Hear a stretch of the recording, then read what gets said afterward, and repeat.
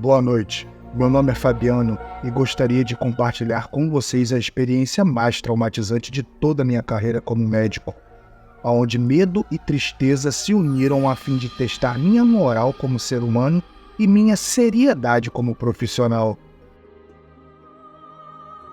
Naquela madrugada de uma quarta-feira de janeiro, o silêncio pairava sobre os corredores vazios. Enquanto eu caminhava em direção à sala de uma paciente, o peso da expectativa da família recaía sobre meus ombros. Eles acreditavam em um milagre, mas a realidade de Júlia, em coma profundo, era na verdade uma incógnita. Adentrei a sala e a vi deitada na cama ligada a uma variedade de máquinas que mantinha seu corpo funcionando. Seu rosto estava pálido e seus olhos permaneciam fechados há semanas. A família estava ali todos os dias, segurando sua mão, conversando com ela como se ela pudesse ouvir, acreditando que a qualquer momento ela despertaria. Naquela noite, enquanto eu conferia os monitores e ajustava os medicamentos, uma sensação congelante e trêmula tomou conta de mim. Algo estava errado. Quando instintivamente olhei para a cama, fiquei estarrecido com o que vi. Ao lado da cama, uma figura sem substância aparente se erguia.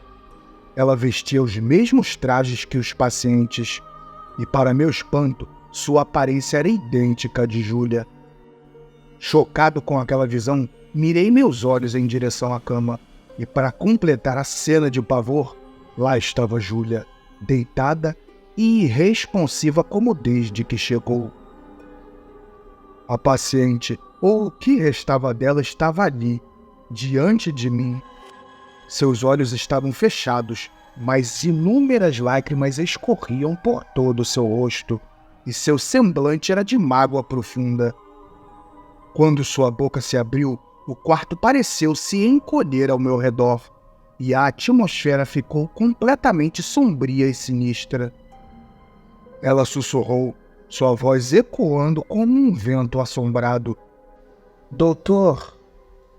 Minhas mãos começaram a tremer, meu coração a acelerar, minha testa a suar, e eu lutei para manter a compostura.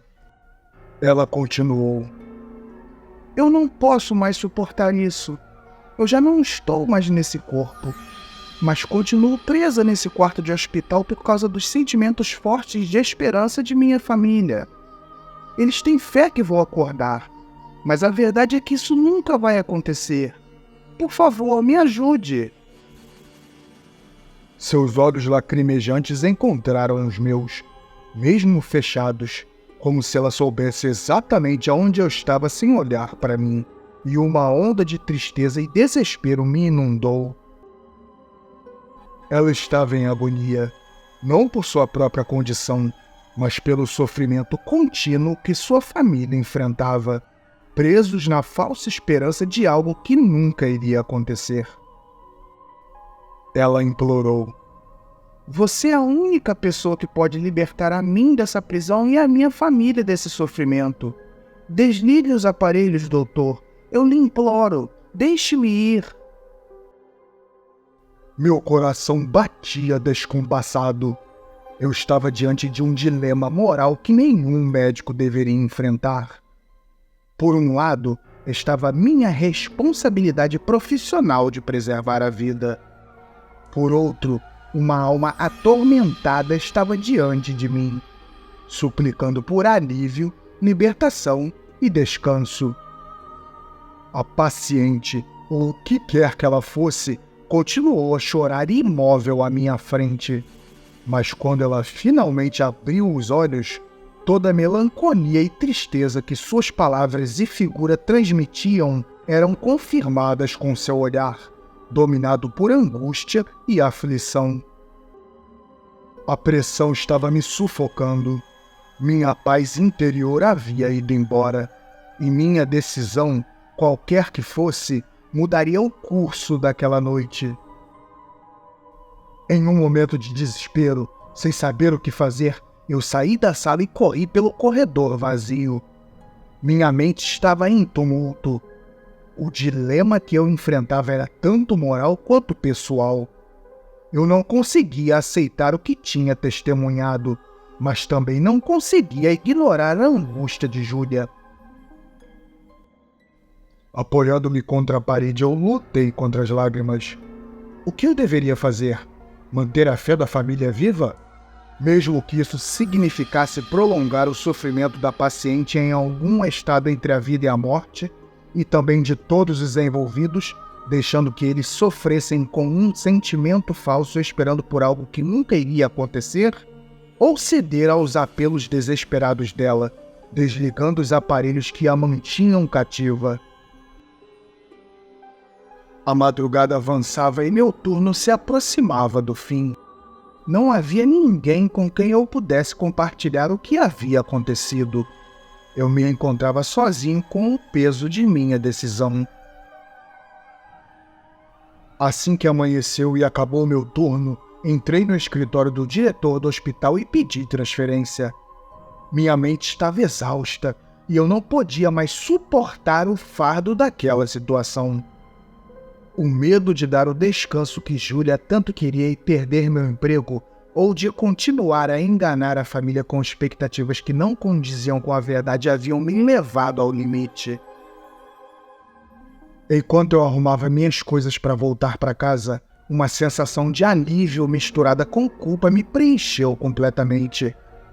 Eu sabia que Júlia ainda estava lá e que sua família, desavisada, continuaria a acreditar em um milagre que nunca aconteceria. Minha decisão, por mais egoísta que fosse, me permitiria escapar da situação insustentável em que eu me encontrava. À medida que eu saía do hospital, meu olhar vagava pelo edifício que continha segredos que a maioria das pessoas preferiria não conhecer. A linha tênue entre a medicina e o sobrenatural, entre a vida e a morte, havia sido cruelmente revelada para mim. E enquanto eu deixava aquela instituição para trás na esperança de nunca mais voltar, eu sabia que não poderia escapar das cicatrizes profundas que aquela noite havia deixado em minha alma. Meu pedido de transferência foi aceito, mas Júlia e seu apelo ainda atormentam meus sonhos e minha consciência até hoje.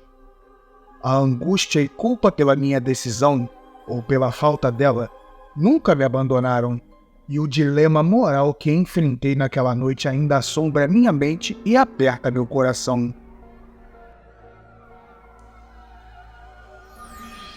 Já sou um velho veterano de guerra.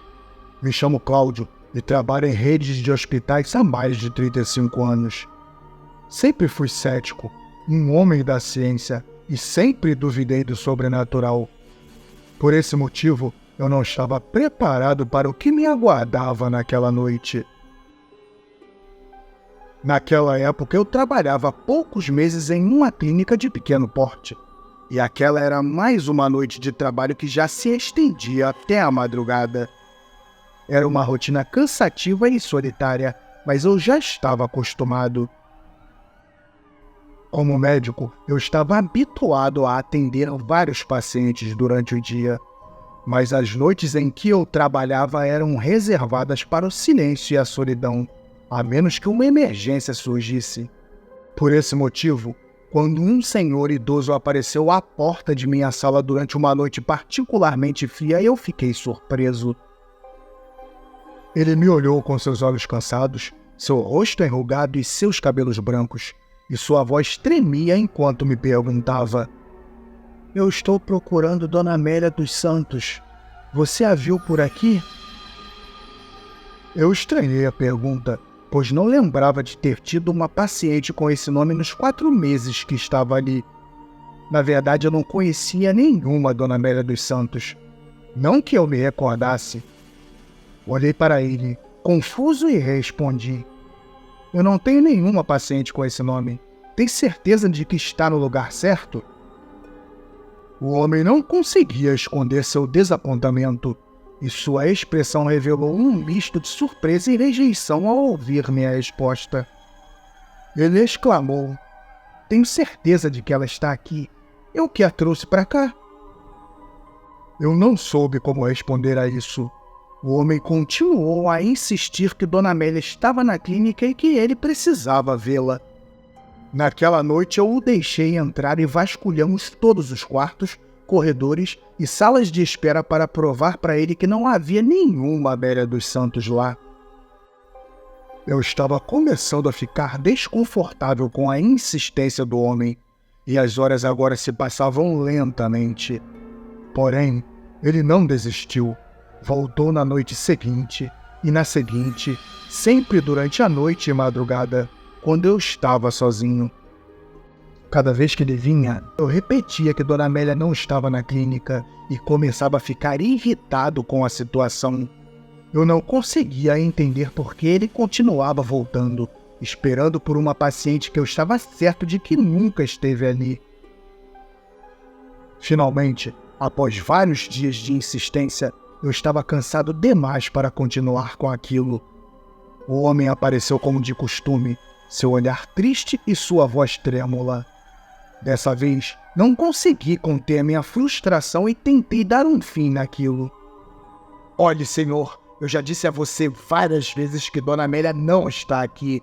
Não sei o que mais você quer de mim, mas ela não está nessa clínica. O homem abaixou a cabeça, parecendo derrotado, como se um fardo invisível pesasse sobre seus ombros. Sua voz, quase soluçante, escapou em um sussurro repleto de angústia e determinação. Eu não posso simplesmente ir embora sem ter a certeza de que a Amélia está bem. Seu olhar fixou-se nos meus olhos, buscando desesperadamente um vestígio de compreensão. Sua resposta me deixou perplexo e perturbado. Quem era Dona Amélia e por que essa busca incansável? Eu não conseguia entender. Aquela noite, enquanto eu tentava me concentrar em meu trabalho, a aparição daquele velho me atormentou. O medo e a inquietação cresceram dentro de mim. Ele parecia desesperado e triste, e ao mesmo tempo havia algo inquietante em sua presença. O semblante que seu rosto carregava quando fui duro com ele acabou me comovendo. Decidi então procurar nos registros antigos por pacientes dos últimos anos, na esperança de encontrar alguma pista sobre alguma Dona Amélia dos Santos, se ela realmente esteve lá ou se o velho estava maluco. E após várias horas pesquisando, descobri algo que me deixou em estado de choque. Amélia dos Santos, 87 anos, havia sido internada ali há cerca de 5 anos atrás por seu marido Agenor. Ela tinha lutado contra uma doença grave, mas, apesar de todos os esforços de nossa equipe, não sobreviveu. Ela faleceu ali, naquela clínica. Com o coração apertado, eu finalmente parecia entender. O senhor idoso que me visitava noite após noite não estava louco. Ele era seu Agenor, marido de Dona Amélia. Mas se ele mesmo a internou ali, como ele não sabia que ela já havia partido há quase 5 anos atrás? Mesmo sem resposta para essa pergunta, eu senti pena do pobre velho e me comovi com sua situação. Ele estava ali, todas as noites, querendo saber do paradeiro e do estado de sua esposa, e me partiria o coração deixá-lo continuar vivendo aquela rotina angustiante. Senti muita culpa pelo modo como falei com ele. Eu havia sido rude e insensível, sem entender o sofrimento que ele carregava. Na noite seguinte, quando ele apareceu novamente, decidi contar a verdade sobre o destino de Dona Amélia. Eu não podia fazer muito por ela, mas pelo menos podia ajudar o velho a encontrar a paz. Expliquei a ele o que aconteceu com sua esposa e pedi perdão por minha grosseria e falta de compreensão. Tomado por lágrimas, o velho caiu de joelhos ao chão em um pranto incessante no corredor, bem à frente de minha sala. Tentei confortá-lo com palavras, mas obviamente não consegui aliviar sua dor. Então decidi pegar um copo d'água para ele adentrando minha sala. Foi menos de 1 minuto que se passou quando retomei meu olhar para a porta e não vi mais seu Agenor. Ué, aonde raios ele foi? Pensei. Procurei por ele em toda a clínica, mas mesmo após uma busca intensa não o encontrei. 2 dias se passaram e seu Agenor não havia mais retornado. Fiquei tranquilo e em paz, acreditando que, apesar de doloroso, ao menos o idoso viraria aquela página trágica de sua vida e seguiria com ela. Mas por algum motivo eu ainda estava encucado, como se nem todas as peças tivessem se encaixado. Eu queria saber por que ele ainda retornava ao hospital em busca de sua esposa se, de acordo com o que ele disse, foi ele que a trouxe até ali. Um estalo veio em minha cabeça e decidi verificar mais uma vez os registros. Eu estava decidido a passar toda aquela noite procurando entre os documentos por algum Agenor que tivesse uma idade avançada, mas não demorei nem metade do tempo que gastei para encontrar a Dona Amélia. Guardei aqueles papéis e na hora de ir embora os mostrei a alguns colegas de profissão que trabalhavam ali na parte da manhã e os perguntei sobre aquele senhor. Foi assim que descobri que há 7 meses atrás, Agenor dos Santos, de 89 anos, havia sido internado ali, na mesma clínica onde sua esposa havia falecido. Em seus últimos dias de vida, ele vagava pelos corredores perguntando aos enfermeiros e médicos aonde estava Amélia dos Santos. Ele havia morrido devido a uma infecção urinária, mas seu quadro incluía um estágio avançado de Alzheimer. A aceitação de descobrir que o que eu havia visto era alguém que já havia partido abalou toda a minha percepção sobre o mundo. Me encontrei desolado ao perceber que existia algo além da ciência. Algo que nem todos somos capazes de enxergar.